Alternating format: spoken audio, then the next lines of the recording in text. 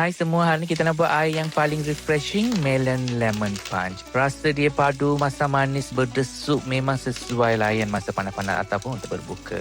Jom kita start. Okey, mula-mula kita potong tembikai kecil-kecil macam ni ya. Terus masuk dalam blender. Tambahkan sedikit cordial lemon bagi naikkan rasa.